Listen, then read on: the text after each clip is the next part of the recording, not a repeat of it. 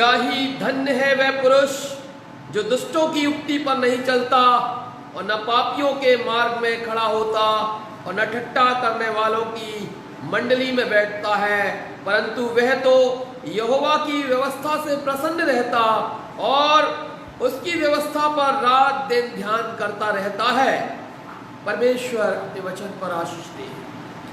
आज रविवार आराधना में मैं आप सभी लोगों का अभिनंदन करता हूं, स्वागत करता हूं और मैं प्रभु का धन्यवाद देता हूं कि वह महान परमेश्वर सदा हमारी सुधि रखता है, हमारी जिंदगी पर रहम करता है, क्योंकि हम उसके हाथों की रचना है, हम उसके बनाए हुए हैं।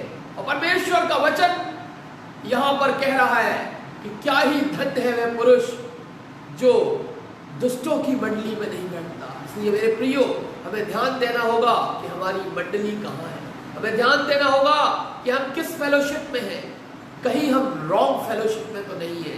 प्रभु आपको आज की सुबह आशीषों से भरपूर करे। हम प्रार्थना करें और वचन की तैयारी में अपने आप को तैयार करें। आज का ये मनोरम दिन परमेश्वर ने हमें दिया है और इस रविवार आराधना में एक बार फिर से बुंदेलखंड इवेंजेलिकल चर्च की ओर से मैं आप सबका स्वागत करता हूं, आपका अभिनंदन करता हूं, आपको शुभकामनाएं देता हूं प्रभु यीशु मसीह के नाम में। और मेरी अपेक्षा है, मेरा ये विश्वास है कि आज का ये संदेश, आज के गीत, आज की प्रार्थनाएं आपके जीवन के लिए आशीषमय होंगी। आइए हम प्रार्थना करें। हमारे जीवित महान परमेश्वर, अनुग्रहकारी पिता प्रभु, हम आपका धन्यवाद देते हैं आज के इस मुबारक दिन के लिए। शुक्रगुजार हैं प्रभु आपकी उन भरपूर आशीषों के लिए जो आपने हमारे जीवन पर दी है। धन्यवाद देते हैं। और प्रभु रोहन और हम दोनों मिलकर जब आज आराधना को आगे बढ़ाते हैं, आप हमें आशीषित करें और उन लोगों को भी आशीष दें जो लोग हमारे साथ ऑनलाइन सर्विस में जुड़ते हैं। आप उन सबको बहुत आयत से अपनी आशीषें उन तक पहुंचाएं और उनके जीवन पर आपकी उपस्थिति हो। प्रभु, ये संदेश बहुत से लोगों के लिए छुटकारे के कारक है। धन्यवाद देते हुए ये प्रार्थना उद्धारकर्ता यीशु मसीह के नाम से मांगते हैं। सुनो दया से ग्रहण कर, आमीन। मेरे प्रिय मित्रों, प्रभु यीशु मसीह के नाम में आपको एक बार फिर से शुभकामनाएं देते हुए और इस आराधना विधि को आगे बढ़ाते हुए मैं अपने बेटे रोहन गोस्वामी को इनवाइट करूंगा कि वो आए और एक सुंदर गीत परमेश्वर की महिमा में आपके समक्ष प्रस्तुत करें और इसके द्वारा सारी महिमा प्रभु को मिले। Praise the Lord. I'm going to sing this song again, Give Thanks with a Grateful Heart, and because it's word. Give thanks with a grateful heart, give thanks to the Holy One, give thanks because it's given Jesus Christ, His Son. Give thanks with a grateful heart, give thanks to the Holy One. Give thanks because it's given Jesus Christ, His Son.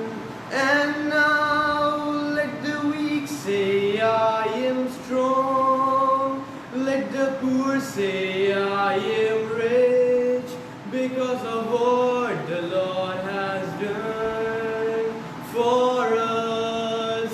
And now let the weak say, I am strong.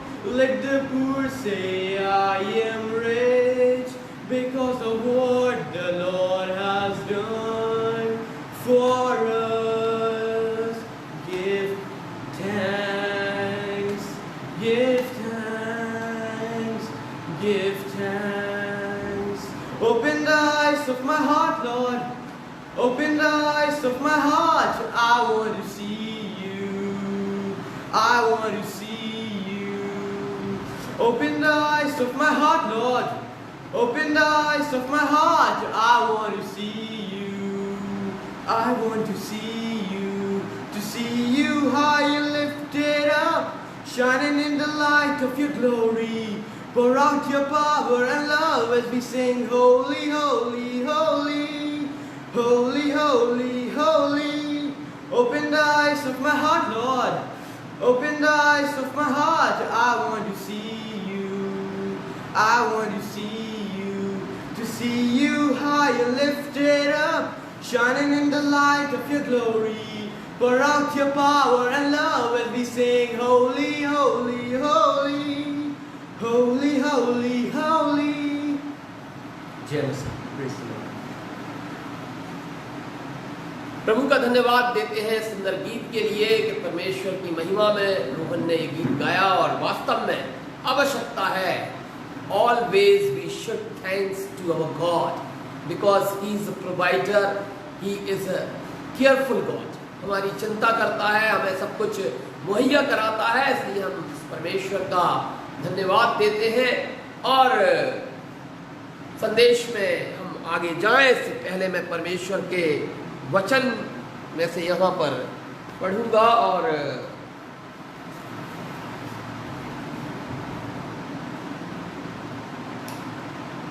मैं यहाँ पे परमेश्वर के वचन में से यशाया उसका 45 अध्याय और उसके पहले वचन से लेकर तीसरे वचन तक पढ़ूंगा।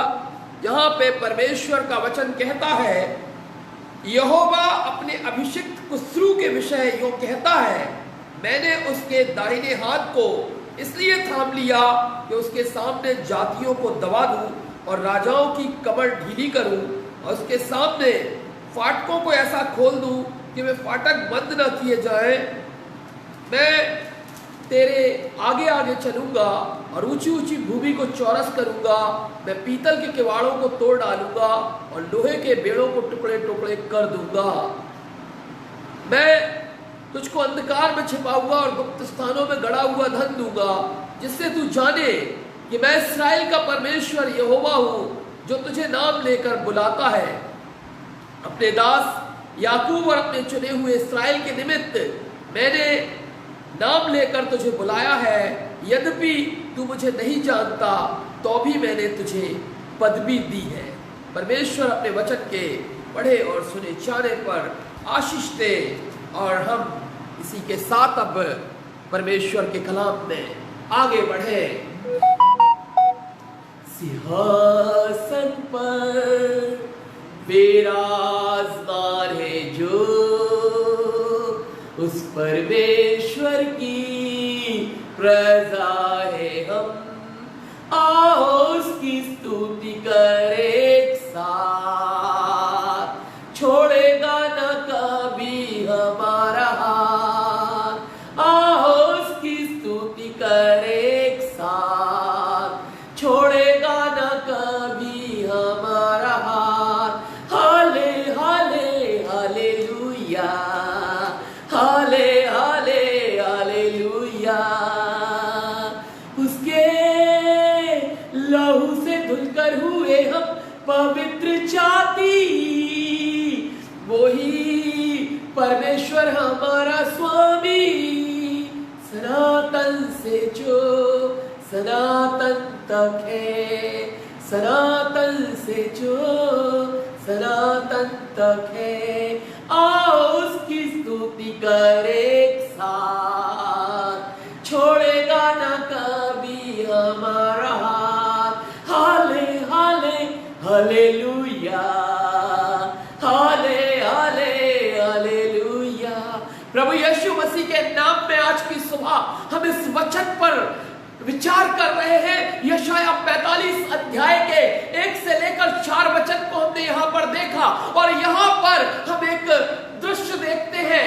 मेरे प्रियो, यहाँ परिस्थिति ये है कि परमेश्वर ने एक राजा चुना है, और परमेश्वर उसको ब्लेस करने का वादा कर रहा है। परमेश्वर उसको बहुत आयत से आशीष देने का वादा कर रहा है, उसे आश्वस्त कर रहा है। कारण क्या है? क्योंकि मेरे प्रियो, परमेश्वर अपने लोगों से प्यार करता है। परमेश्वर अपने लोगों को कभी छोड़ता नहीं, कभी त्यागता नहीं, क्योंकि कलाम कहता है यशाया 49 अध्याय के 15 और 16 वचन के अंदर कि जन्माए हुए बच्चे को उसकी मां छोड़ सकती है, पर मैं तुझे कभी न त्यागूंगा न छोड़ूंगा। देख, मैंने तेरा चित्र अपनी हथेलियों पर खोद कर बनाया और तेरी शहर बना सदैव मेरी दृष्टि के सामने रहती है। मेरे प्रियो, यहाँ भी एक दृश्य हम देख रहे हैं, यहाँ भी हम एक परिस्थिति को देख रहे हैं। बेबीलोन की कैद में BC 549 के अंदर, BC 549 में हम एक चित्रण देखते हैं मसीह के आने के पूर्व की ये घटना।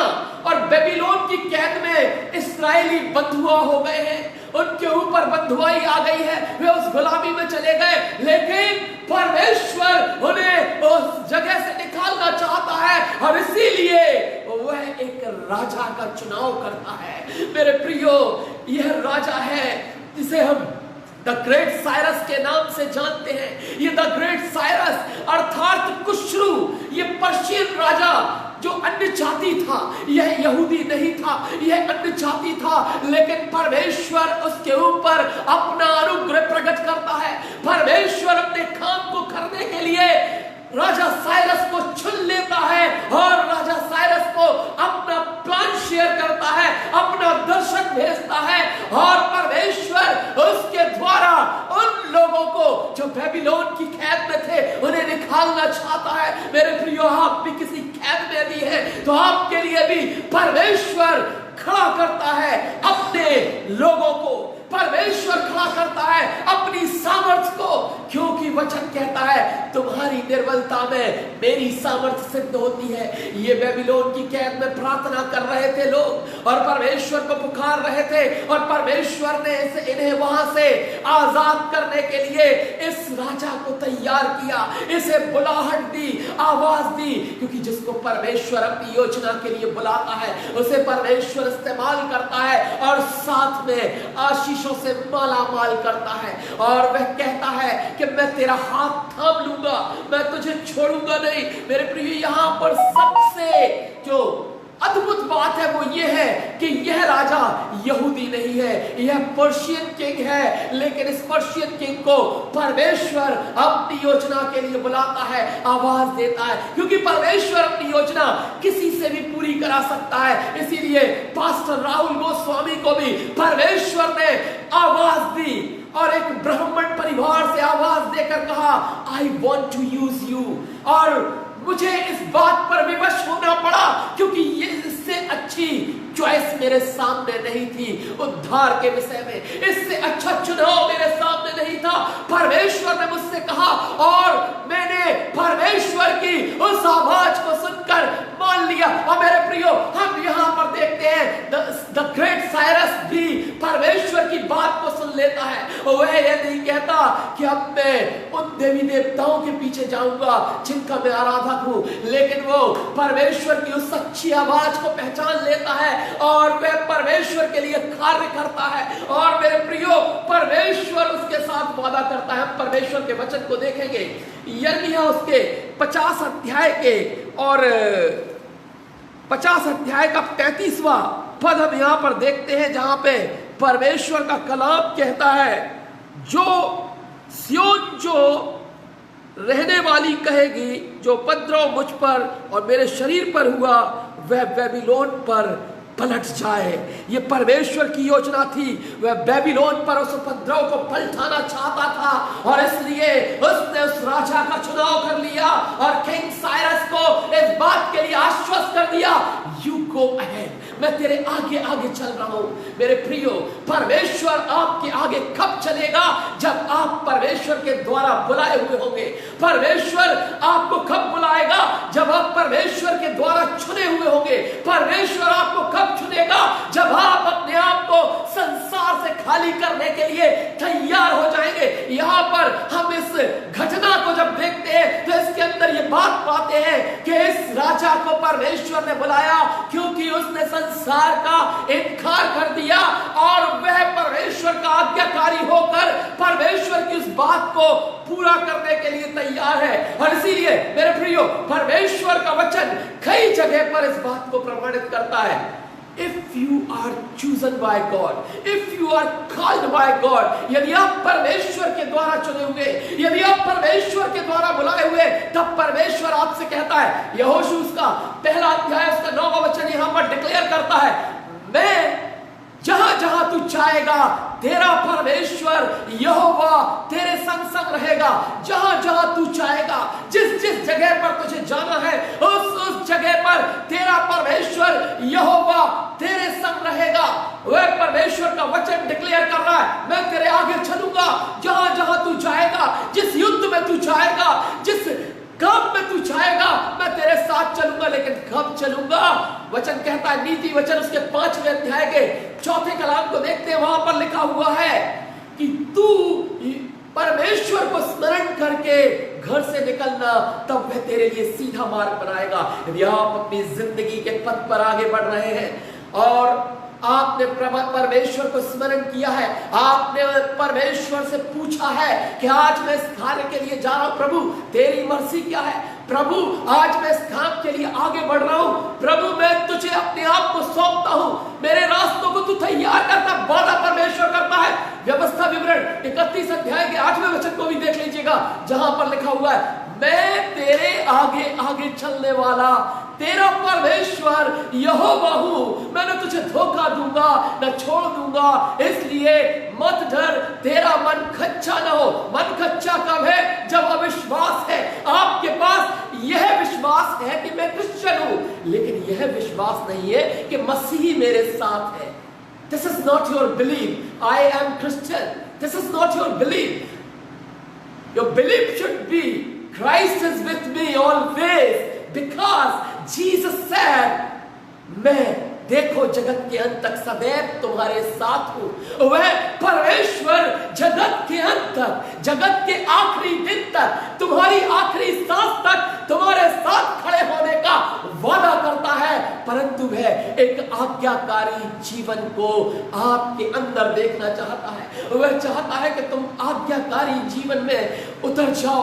और इसीलिए मेरे प्रियो, हम एक दृश्य को बाइबल के अंदर याद करते हैं। यह दृश्य समय का है जब यीशु प्रभु प्रार्थना कर रहे थे और क्रूसीफिक्शन का समय आने वाला था।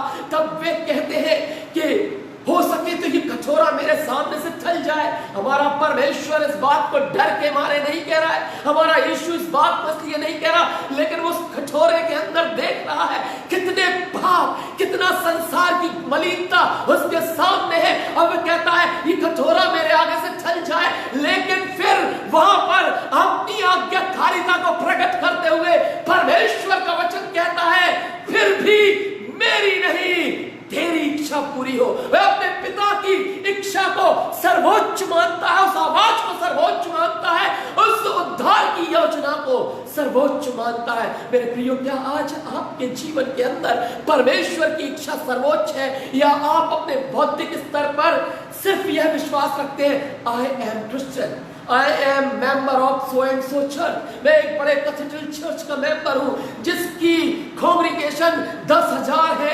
15,000 है, 20,000 है।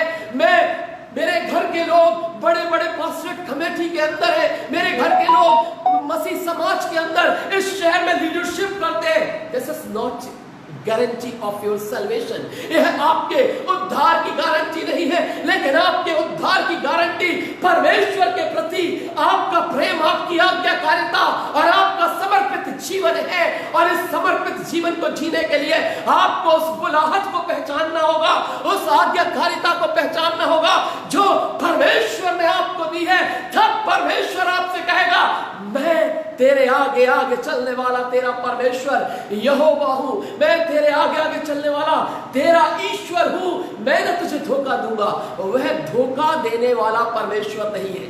आपको यह मान लेना है कि ईश्वर की ओर से यह आवाज मेरे अंतःकरण में, मेरी आत्मा के अंदर आज पहुंच गई है, और परमेश्वर बदलता नहीं है, वो अपनी बात पर बदलता नहीं है, लेकिन वो सर्टिफाई करता है कि यस तुम मेरे साथ, और जो ही कहते हो हे प्रभु तब तेरा राज जाए। मेरी सुनी लेना, परमेश्वर का वचन डिक्लेयर करता है, यीशु मसीह इस बात को तत्काल प्रभाव से प्रमाणित करते हैं कि तू आज ही मेरे साथ स्वर्गलोक में होगा। मेरे प्रियो, जिसे परमेश्वर बुलाता है उसके ऊपर परमेश्वर अपनी योजना को पूरी करता है। और वचन में यदि हम आगे देखते हैं तो यहां लिखा हुआ है यशायाह के इस वचन के अंदर, दूसरे वचन में देखते हैं, मैं तेरे आगे आगे चलूंगा और ऊंची, यशायाह 45 उसके सेकंड वर्स को देखते हैं जहां लिखा है, मैं आगे आगे चलूंगा और ऊंची ऊंची भूमि को चौरस करूंगा, हिंड्रेंसेस को तोड़ दूंगा। ऊंची ऊंची भूमि को, कहीं पहाड़ है, कहीं पत्थर है, हिंड्रेंसेस लगी हुई है, बाधाएं बहुत सारी लगी हुई है। बाधाओं के द्वारा हम पार नहीं कर सकते, क्योंकि हमारे सामने एक मैदान की जरूरत हमें है, लेकिन हम जिस युद्ध पथ पर जा रहे हैं, जिस धर्म युद्ध के लिए हम आगे बढ़ रहे हैं, वहां पे भूमि चौरस नहीं है, लेकिन खुदा का कलाम ये आपके लिए घोषित करता है कि मैं तेरे आगे आगे चलूंगा और ऊंची ऊंची भूमि को चौरस करूंगा। मैं कंफर्ट जोन में आपको लेकर जाना चाहता, लेकिन कौन से कंफर्ट जोन में? उस कंफर्ट जोन में नहीं कि आप पलंग पर लेटे रहे और आपके पास धन आता रहे, आपकी इच्छाओं की पूर्ति होती रहे, आप सारी चीजें मुहैया होती रहे, आप कुछ काम करना ना चाहे। यह परमेश्वर यह नहीं कह रहा, वह कह रहा मैं तेरे आगे चलूंगा और ऊंची ऊंची भूमि को चौरस करूंगा। चलना है तुझे मेरे पीछे, घर में नहीं लेट जाना है, खटिया पे नहीं लेट जाना है, वहां लेटकर आलस को नहीं प्रस्तुत करना है, क्योंकि वचन ये भी कहता है कि एक और झपकी, एक और करवट, इस तरह आलस में करवट बदलते रहना, बटमार की नाई तेरा कंगालपन तुझ पर आ पड़ेगा। स्मरण रखिए, God want make a comfort zone for you, लेकिन वो आपको इस बात की फ्रीडम नहीं देता कि आप लेट जाएं, लेकिन हमें उस धर्म युद्ध को लड़ने के लिए अपने घर से निकलना होगा। अपने घर से बाहर आकर हमें उस धर्म युद्ध में खड़े होना होगा, और किसे लेकर? हमें अपना सेनापति बनाना है, यीशु मसीह को। और जब यीशु प्रभु हमारा सेनापति बनकर हमारे आगे खड़ा हुआ है, तो बाइबल इस बात को प्रमाणित करती है कि मैं तेरे लिए ऊंची ऊंची भूमि को चौरस करूंगा। द ग्रेट साइरस आगे बढ़ रहा है, पर्शियन किंग है, यहूदियों के लिए लड़ना चाहता है, यहूदियों की आजादी चाहता है, और परमेश्वर का वचन ये डिक्लेयर कर रहा है कि मैं तेरे आगे आगे चलूंगा और ऊंची ऊंची भूमि को चौरस करूंगा।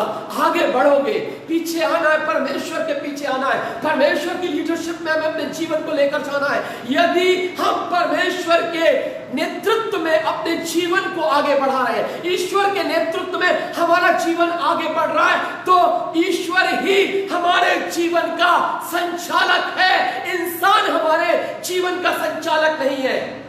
May be my dear friends, आपके मित्र आपको छोड़ सकते हैं, आपके रिश्तेदार आपको छोड़ सकते हैं, आपके सगे लोग आपको छोड़ सकते हैं, लेकिन यदि ईश्वर के ऊपर आपको विश्वास है और आपने इन वचनों को अपने जीवन का संबल बनाया है, he will not leave you, he will not forsake you, क्योंकि परमेश्वर आपसे प्रेम करता है और वह बेबीलोन में कैद उन लोगों के लिए चिंतित है, और उसके लिए वह साइरस को आगे भेज रहा है और उसकी जीत की गारंटी दे रहा है। किस प्रकार से? अगले वचन में हम देखें, वहां लिखा हुआ है, मैं तेरे लिए भूमि को चौरस करूंगा, मैं पीतल के किवाड़ों को तोड़ डालूंगा। अब ये साइरस जब आगे बढ़ेगा तो यहां पर भूमि जब चौरस हो जाएगी, इसके घोड़े उस पर बड़े आसानी से चल सकेंगे, इसके रथ वहां पर आसानी से चल सकेंगे, आपका व्यवसाय अच्छे से चल सकेगा, आपका काम अच्छा चल सकेगा, क्योंकि परमेश्वर ने आपकी बाधाएं खत्म कर दी है। लेकिन आगे पीतल के किवाड़ मिलेंगे, क्योंकि वह द्वार बंद है, वह किला लगा हुआ है। उस गर्भ पर जाकर कैसे काम होगा? परमेश्वर वहां भी इस बात के प्रति आश्वस्त करता है, मैं पीतल के किवाड़ों को तोड़ डालूंगा और लोहे के बेड़ों को टुकड़े टुकड़े कर दूंगा। My dear friends, he is moving ahead you, वो आपके आगे चल रहा है और आपके आगे चलकर ये कह रहा है, जितनी भी बाधाएं आगे आनी है, जितनी भी परेशानियां आनी है, मैं पीतल के किवाड़ों को तोड़ूंगा। जब आप अपने व्यवसाय के लिए आगे बढ़ते हैं, अपनी नौकरी के लिए आगे बढ़ते हैं, आपको साधन अच्छा नहीं मिला, प्रभु ने कहा मैं तेरे लिए भूमि चौरस करूंगा, तुझे रास्ते मिलते चले जाएंगे। जिस योजना में परमेश्वर साथ जा रहा है, उस योजना में हर काम परमेश्वर अपनी तरफ से आपके लिए करने के लिए सजग है। वह इस बात के लिए आपको प्रॉमिस दे चुका है कि मैं पीतल के किवाड़ों को तोड़ डालूंगा और लोहे के भेड़ों को टुकड़े टुकड़े कर दूंगा। But you should have believe, but you should have faith on God Jesus. आपके अंदर यीशु प्रभु के ऊपर यह विश्वास होना चाहिए कि हाँ, मेरा परमेश्वर मेरे साथ इसलिए चल रहा है क्योंकि नीति वचन 3 अध्याय के उस कलाम को हम दृष्टि करें जहां परमेश्वर का वचन कहता है, तू उसी को स्मरण करके सारे काम करना, तब वह तेरे लिए सीधा मार्ग बनाएगा। यदि आप अपनी जिंदगी में सीधा मार्ग देखना चाहते हैं, यदि आप चाहते हैं कि मुझे चौरस रास्ते मिले, मेरे सामने कोई बाधा ना आए, तो आपके पास आज्ञाकारिता होनी चाहिए। आपके पास परमेश्वर का वो प्रेम होना चाहिए वचन के रूप में। वचन की वह रसधारा आपके अंदर से प्रभावित होनी चाहिए, जिसके द्वारा वे बाधाएं छूट जाएंगी, जिसके द्वारा शैतान का दौर झड़ जाएगा और आप परमेश्वर के नाम से विजयी होंगे। You will be victorious because God is with you by your faith। आपके विश्वास के द्वारा परमेश्वर आपके साथ खड़ा हुआ है, लेकिन उसे देखने के लिए आपको धन्यवाद देकर उन आत्मिक आंखों को खोलना होगा जिन पर शैतान ने पर्दा डाल रखा है, संसारिकता का, जिसने आपकी बुद्धि पर यह कब्जा कर रखा है कि जो कुछ भी हो सकता है वह धन के द्वारा ही हो सकता है, जो कुछ भी हो सकता है वह संपदा के द्वारा ही हो सकता है, जो कुछ भी हो सकता है वह सिर्फ रिसोर्सेस के द्वारा हो सकता है। नहीं मेरे प्रियो, परमेश्वर के द्वारा हो सकता है। और इसीलिए बाइबल कहती है कि क्या कोई काम परमेश्वर के लिए कठिन है? वह असंभव को संभव बनाने वाला परमेश्वर है, वह निर्बल को शक्तिशाली बनाने वाला परमेश्वर है, वह अकेले को भीड़ में आनंदित करने वाला परमेश्वर है। यदि तुम शोक में हो, यदि तुम परेशानी में हो, यदि तुम तकलीफ में हो, तुम्हारे आंसू पोंछने के लिए परमेश्वर इस बात की गारंटी देता है। परमेश्वर सिर्फ आपसे आज्ञाकारिता के जीवन की अपेक्षा करता है। मैं आपको एक टेस्टिमनी अपनी हाल ही की शेयर करना चाहता हूं। ये कलाम पवित्र आत्मा के द्वारा सामर्थ्य के साथ आप लोगों के बीच में फ्लरिश हो रहा है, और इसे आप वॉच पार्टी बनाइए, इसे आप शेयर कीजिए ताकि बहुत से लोग इस वचन के द्वारा ब्लेस होने पाए। मैं आपको बताना चाहता हूं, एक रोज की बात है कि हमारे सामने कुछ ऐसी परिस्थितियां निर्मित हुई अभी पिछले हफ्ते के, जब हमने देखा कि हम इस मुसीबत में हैं, इस समस्या के जाल में उलझ चुके हैं। ये बीमारी, ये परेशानी, इस तरह का जंजाल हमारे चारों तरफ लगा हुआ है, और इस जाल को तोड़ने के लिए मेरे पास कोई उपाय नहीं है। मेरे आंसू छलक पड़े। एक लाइव वीडियो भी मैंने बनाकर लोगों के बीच में शेयर किया। यह वीडियो चला गया। परमेश्वर ने मुझसे कहा, मैं लोगों से बोलूंगा और बातें करूंगा, मत डर, तेरा मन कच्चा ना हो। और मेरे प्रियो, 24 घंटे के अंदर परमेश्वर ने उस असंभव काम को संभव कर दिया, जिसके विषय में हम सोच रहे थे कि हम कैसे इस समस्या का सामना करेंगे। एक बहन को खड़ा किया और उसने पूछा कितना इस बात के लिए फंड चाहिए। असंभव राशि थी, साधारण राशि नहीं थी, लेकिन परमेश्वर के लिए सब कुछ संभव है। हालेलुया। प्रभु ने उस बहन के अंदर कार्य किया और उस बहन ने वह इंतजाम कर दिया, क्योंकि परमेश्वर आपके धर्म युद्ध में आपके साथ आगे आगे चल रहा है। बशर्ते आपका यह विश्वास होना चाहिए, प्रभु के ऊपर आपका यह ईमान होना चाहिए कि मेरा प्रभु तब नहीं जब मैं क्रिश्चियन हूं, पर कि क्राइस्ट मेरे साथ है। मेरे इस विश्वास के द्वारा परमेश्वर की उपस्थिति मेरे जीवन में है। वह अपने चुने हुओं को गड़ा हुआ धन देता है, वह प्रोवाइड करता है। वह गड़ा हुआ धन क्या है?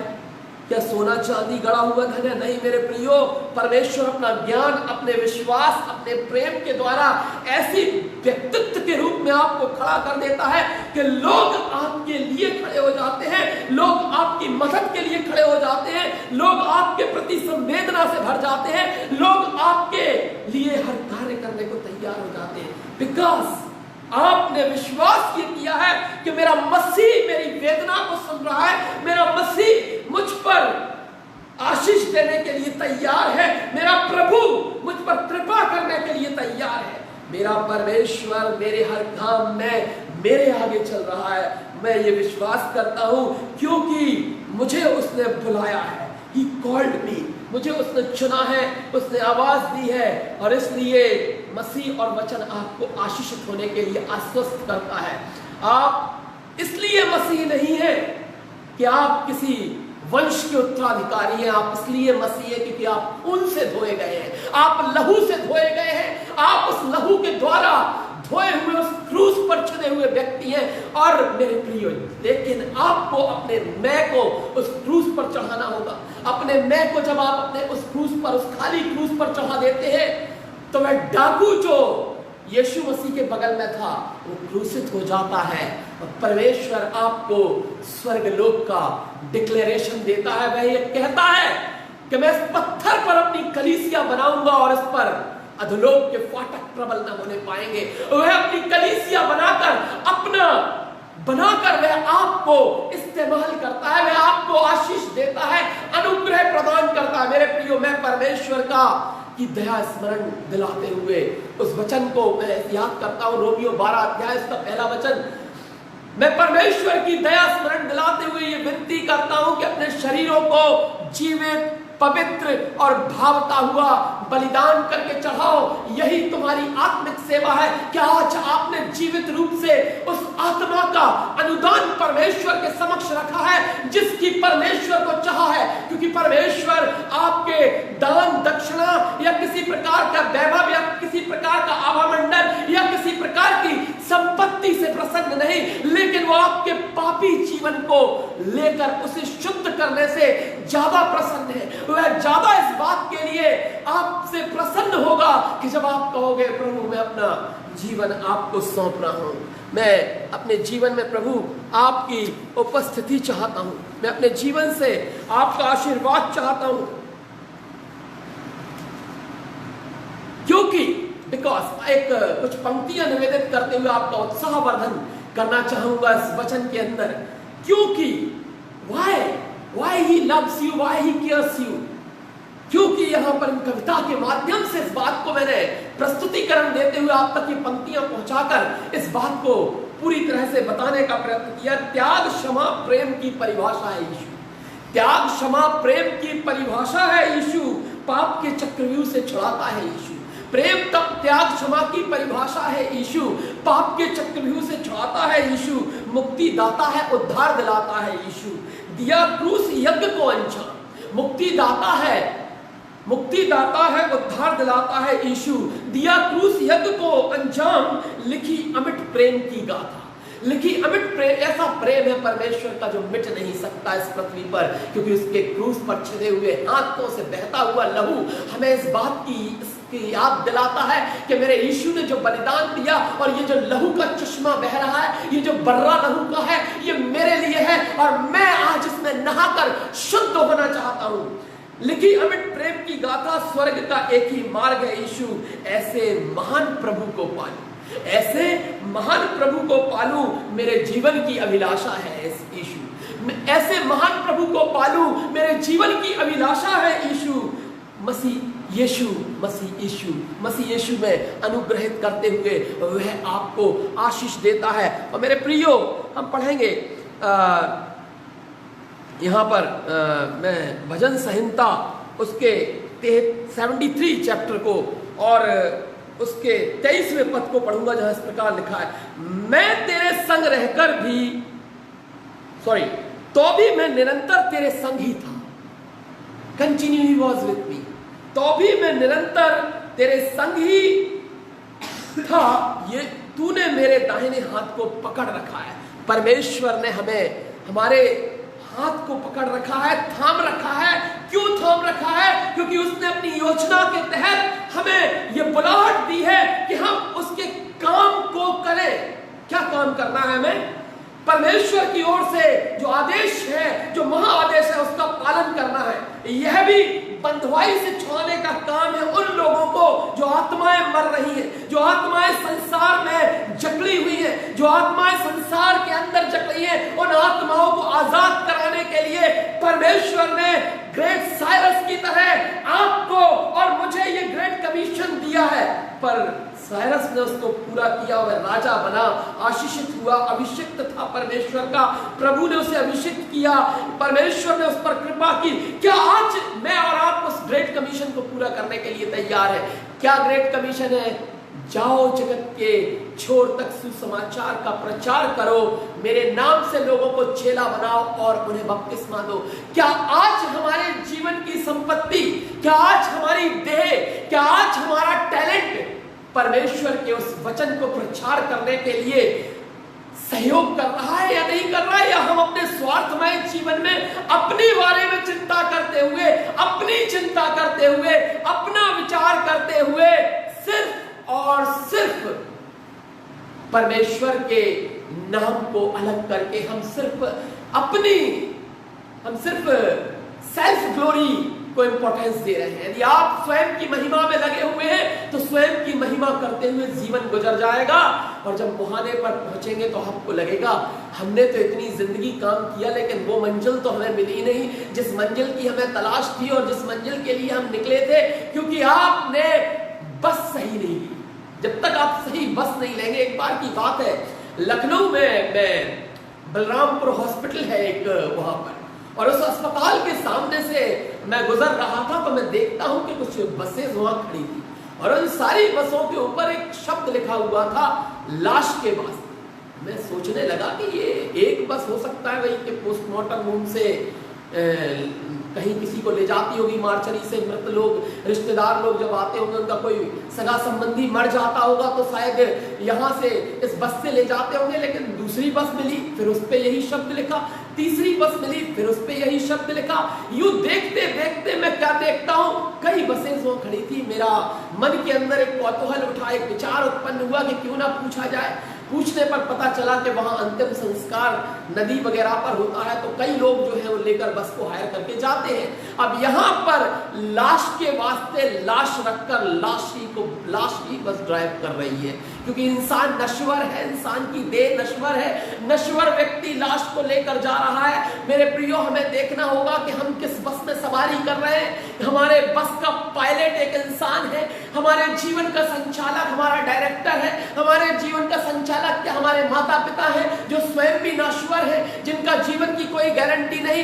ऐसा कोई विश्व के अंदर मनुष्य नहीं जो ये कह सके मेरे पास जीवन की गारंटी है। लेकिन मेरे प्रियो, यीशु प्रभु के पास जीवन की गारंटी है, और अपनी जिंदगी रूपी बस का पायलट यीशु मसीह को बनाइए, क्योंकि वो जिंदा है, जिंदा लोगों को जिंदा जगह पर पहुंचाकर जिंदगी देना चाहता है।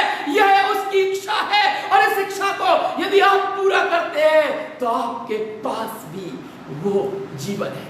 लेकिन इस जीवन को लाने के लिए पहले आपको खाली करना होगा।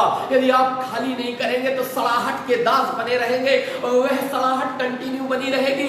आप अपने पाखंड के द्वारा, आप अपने आडंबर के द्वारा, आप तमाम रिचुअल्स को फॉलो करने के द्वारा, आप तमाम परंपराओं को पूर्ण करने के द्वारा सिर्फ स्वयं को संतुष्ट करते हैं, और समाज के अंदर, परिवार के अंदर, लोगों के बीच में अपनी प्रतिष्ठा बनाने के लिए प्रयत्नशील रहते हैं। लेकिन वास्तविक प्रतिष्ठा यदि पाना चाहते हैं तो आपको अपने को संसार से खाली करके यीशु रूपी पवित्र जल धारण करना होगा। एक बार की बात है, किसी गांव में दो कुत्ते जो थे वो मृत हो गए, और वो कुत्ते जो थे वो कुएं में मृत पाए गए, और उनकी लाशें जो थी वो तैर रही थी। और उस कुएं से कुछ दिन बाद जब सलाम उठी तो गांव वाले इकट्ठे होकर वहां पर पहुंचे। उन्होंने माजरा देखा और वे सोचने लगे कि ये क्या हो गया, इसमें कुत्ते गिर गए, अब तो ये पानी अशुद्ध हो गया, अब यह पानी खराब हो गया। और उन्होंने जाकर गांव के प्रधान से बातें की। गांव के प्रधान को उन्होंने रिक्वेस्ट किया कि हमारे जो गांव का कुआं है जिससे हम सब पानी पीते हैं, जिससे हम सब लोग जल धारण करते हैं, और यह जल हमारे घरों के खाना बनाने के, हमारे पीने के काम में आता है, कपड़े धोने के काम में आता है, शुद्ध शुद्ध कार्य हम करते हैं। और अब इसमें कुत्ते गिर गए हैं और उनकी लाशों से सड़ांग उठ रही है, और इस सड़ांग के मारे पूरा गांव परेशान है। इसके शुद्धिकरण के लिए क्या किया जाए? कुछ लोगों ने कहा उसमें जाकर गंगा जल डाल दो। वो चले, उन्होंने गंगा जल डाल दिया। कुछ लोगों ने कुछ बताया, कुछ लोगों ने कहा ब्लीचिंग डाल दो, उन्होंने डाल दी, लेकिन इसके बाद भी बदबू का आना नहीं रुका और वह दोबारा प्रधान के पास पहुंचे। प्रधान से उन्होंने कहा, हमने आपके कहे अनुसार सारे कार्य किए, हमने उसमें गंगा जल भी डाल दिया, दवाई भी डाल दी, लेकिन बास आना बंद नहीं हुई। स्मेल बहुत ज्यादा आ रही है, जीना बड़ा मुहाल हो रहा है, कुछ तो कीजिए। प्रधान ने सोचा ऐसे कैसे हो सकता है। वह प्रधान कुछ लोगों को साथ लेकर उस कुएं के घाट पर पहुंचा और जाकर देखता है कुत्ते पड़े हुए थे, मृत कुत्ते उस कुएं के अंदर पड़े हुए थे। जिम्मेदार लोगों से प्रधान ने कहा कि भैया ये कुत्ते तो ज्यों के त्यों पड़े। बोले आपने तो कहा था कि इसमें गंगा जल डाल दो, इसमें दवाई डाल दो, वो सारे कार्य हमने कर दिए। बोले कुत्ते तो ज्यों के त्यों पड़े हुए, इन कुत्तों की लाश को तो पहले बाहर निकाल कर फेंको। जब तक इन कुत्तों की लाश को बाहर निकाल कर नहीं फेंकोगे, जब तक तुम शैतान को अपने जीवन से निकाल कर नहीं फेंकोगे, जब तक तुम लिप्साओं को अपने जीवन से निकाल कर नहीं फेंकोगे, ये मृत जानवरों का समूह तुम्हारे इस कुएं रूपी जीवन में पड़ा रहेगा। तो यह सलाहट तुम्हारे अंतःकरण से उठती रहेगी और उसकी बदबू पाप के रूप में फैली रहेगी और आप उन श्रापों को फेस करते रहेंगे। वह श्राप आपके ऊपर से छूटेंगे नहीं, क्योंकि आप अपने जीवन को खाली करना नहीं चाहते और इसीलिए आप उन आशीषों से वंचित रह जाते हैं, आप उन प्रभु के प्रेम से वंचित रह जाते हैं। आपको वह मुकुट नहीं मिल पा रहा है जिसके लिए परमेश्वर ने आपको बुलाया है, जिसके लिए परमेश्वर ने आपको आवाज दी है। मेरे प्रियो, पहले उस सलाहट को अपने जीवन से बाहर निकाल कर खाली करना होगा। तब उस सलाहट को आप अपने जीवन से बाहर निकाल दोगे, तब आपको परमेश्वर का वह आनंद मिल जाएगा और उसमें पवित्र जल भरा जाएगा, जिसके विषय में कलाम कहता है कि तुम्हारे जीवन जल की नदियां फूट पड़ेंगी और मेरे पास आओ, मैं तुम्हें वो जल दूंगा, तुम फिर कभी प्यासे ना होगे। आप प्यासे इसलिए हो क्योंकि आपके पास वो सलाहट आपको दिखाई दे रही है जो आपके अंदर से आ रही है, क्योंकि सब कुछ तो अंतःकरण में ही बसा हुआ है। जो कुछ भी है वो अंतःकरण में है और हम खोज कहाँ रहे हैं? हम संसार के अंदर खोज रहे हैं, हम मूर्तों के अंदर खोज रहे हैं, हम तमाम ऐसी जगहों पर खोज रहे हैं जहां कुछ भी प्राप्ति नहीं है। हम वहां खोजना चाहते हैं, जबकि हमें खोजना कहाँ चाहिए? हमें सफाई तो यही की करनी है जो हम लेके घूम रहे हैं, इस देह की करनी है, क्योंकि बाइबल ये प्रमाणित करती है 1 कुरिन्थियों 3 अध्याय के 16वें वचन के अनुसार कि क्या तुम नहीं जानते कि तुम्हारी देह परमेश्वर का मंदिर है, तुम्हारी देह में परमेश्वर निवास करता है। इसीलिए तुलसीदास जी कहते हैं, कस्तूरी कुंडलनी मृग बसे ढूंढे बनमाई, और ऐसे व्यापक हरि है दुनिया देखे नहीं। मेरे प्रियो, हमारे जिस प्रकार की इस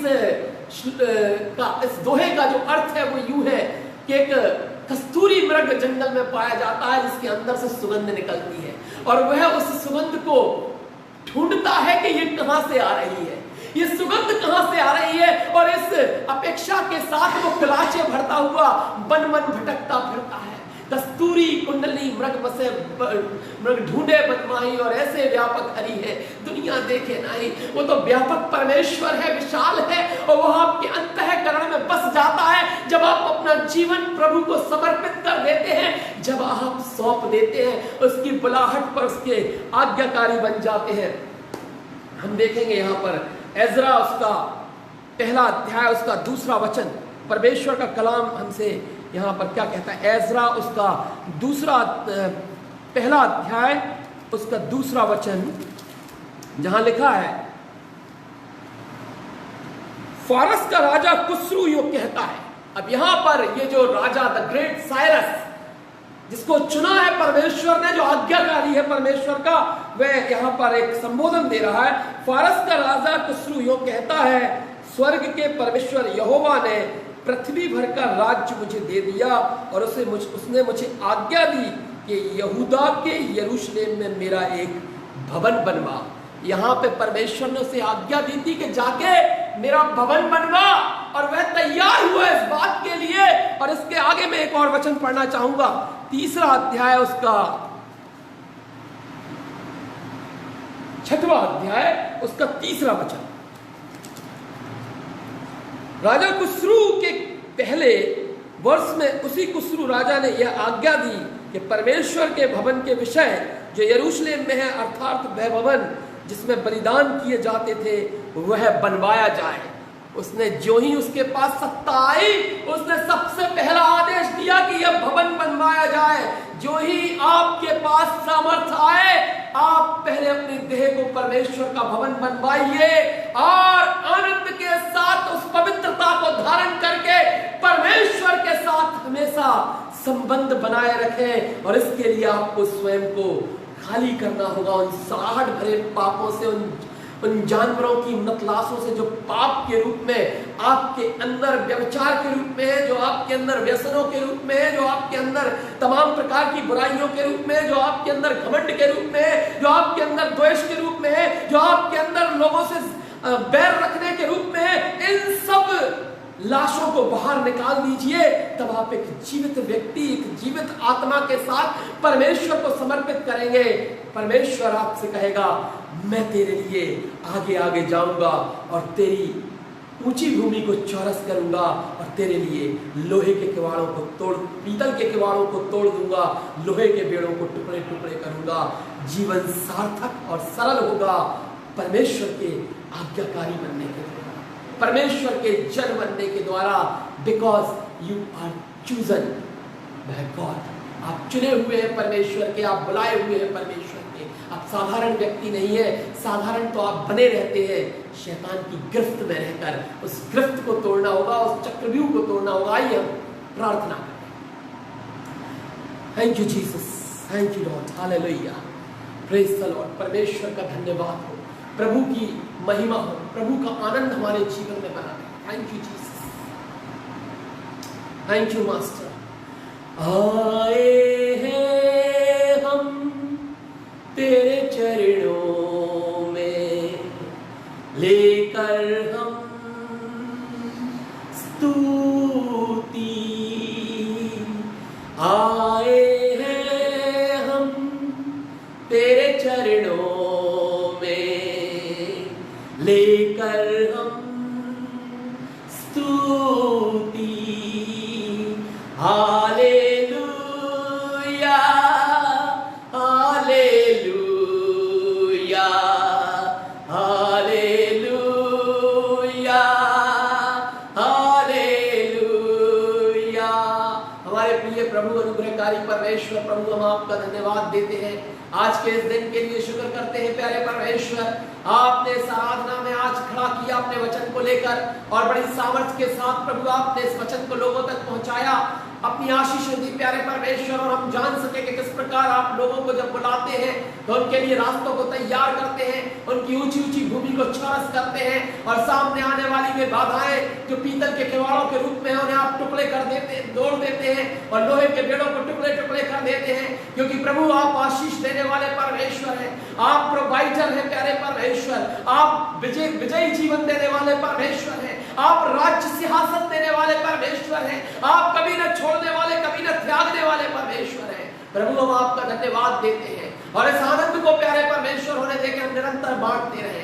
आपका आशीर्वाद, आपका धन्यवाद देते हुए ये प्रार्थना हम उद्धारकर्ता यीशु मसीह के नाम से मांगते हैं, आमीन। अब हमारे प्रभु यीशु मसीह का अनुग्रह, परमेश्वर पिता का प्रेम, पवित्र आत्मा की संगति और सहभागिता आप सभी विश्वासियों के साथ इसके द्वितीय आगमन तक आपके जीवनों में सुरक्षित रहे, और इसके मुख का प्रकाश आपके जीवन पर चमकता रहे, आमीन। मेरे प्रिय मित्रों, यीशु प्रभु के नाम में हम आपको एक बार फिर से शुभकामनाएं देते हैं।